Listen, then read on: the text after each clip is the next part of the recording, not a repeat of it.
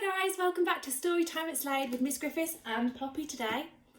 Today I'm going to read you the story that actually some of you might have already seen me reading this year. It's the story of the Scarecrow's wedding, and I came to World Book Day dressed as Betty O'Barley in March this year, because this year is supposed to be a very special year for me. A lot of you know, because you've been counting down with me, that I was due to have my wedding, not a Scarecrow's wedding, my wedding in April. But unfortunately, due to lockdown, that hasn't happened. Hopefully, if we all cross our fingers and do some lovely wishes, it might happen soon. So I wanted to share this as my Storytime at Slade video today with you. Betty O'Barley and Harry O'Hay were scarecrows. They scared lots of crows every day. Harry loved Betty and Betty loved Harry. So Harry said, "Betty, my beauty, let's marry. Let's have a wedding, the best wedding yet. The wedding that no one will ever forget." Betty agreed, so they hugged and they kissed. Then Betty said, "Harry dear, let's make a list." "Just as you say," answered Harry O'Hay. So they wrote down the things that they would need on the day. Here's their list. A dress of white feathers, a necklace of shells, lots of pink flowers, 2 rings and some bells. Then Harry gave Betty O'Barley his arm and the scarecrows set off for a hunt around the farm. They hadn't gone far when they spotted some geese. "Oh, geese, will you give us a feather apiece? You can come to our wedding, the best wedding yet, the wedding that no one will ever forget." "We will," honked the geese, and they each gave a feather. A spider friend offered to sew them together. "Hooray!" cried the scarecrows. They hugged and they kissed.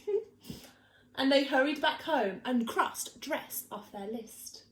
Then Harry gave Betty O'Barley his arm and they set off once more for a hunt around the farm. Can you remember what was on their list? So they've got their dress of white feathers. Let's see what they're going to find next. They hadn't gone far when some cows gathered round, and the bells round their necks made a wonderful sound. A ring-a-ding-ding, a ring-a-ding-ding. "Oh, cows, will you please come and make your bells ring for our wonderful wedding, the best wedding yet, the wedding that no one will ever forget." "Yes," mooed the cows, "we can tinkle our bells." Then a crab scuttled up with a necklace of shells. Some mice found 2 rings in a bin. They were certain the rings had belonged to an old farmhouse curtain. "Hooray!" cried the scarecrows. They hugged and they kissed. "Pink flowers are the only things left on our list." Then Harry said, "Betty dear, I can find those. Why don't I pick some while you have a doze?" What a thoughtful Harry. Pink flowers, buzzed a big stripy bee. "I can help you find pink flowers. Follow me." So the bee led the way and they travelled for hours till they came to a field full of pretty pink flowers. Harry stood thinking, "I won't pick them yet. I need to find water to keep the stalks wet." Very thoughtful of Harry. "Just follow me," croaked a lumpy old toad. "There's a lovely wet pool at the top of this road." They climbed up the road. It was terribly steep. "Oh, I'm tired," said the toad. So they stopped for a sleep. Early next morning, they came to the pool. "This water," said Harry, "is beautifully cool. But now I need something to carry it in. A jug or a vase or a cup or a tin." "I think I can help," said a small, squirrely snail. "I can show you the way to a very fine pail." So the snail and the scarecrow set off on their way. But the snail was so slow, it took more than a day. Betty was worried. What had happened to Harry? Where is the scarecrow I'm planning to marry? The farmer came by with a frown on his face, and he made a new scarecrow to take Harry's place. Oh no. "Good day," said the Scarecrow. "I'm Reginald Rake." He took Betty's hand and he gave it a shake. "Together," he told her, "we make a fine pair. You're really quite pretty, apart from your hair." Then he jumped in the tractor and told her, "Hop in. I'm a really fast driver. Let's go for a spin." But Betty said, "No, I must wait here for Harry. He is the Scarecrow I'm going to marry. We're planning our wedding, the best wedding yet, the wedding that no one will ever forget."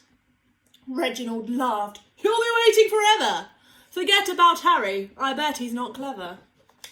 "I must be the cleverest Scarecrow alive. I can sing lots of songs, I can dance, I can drive.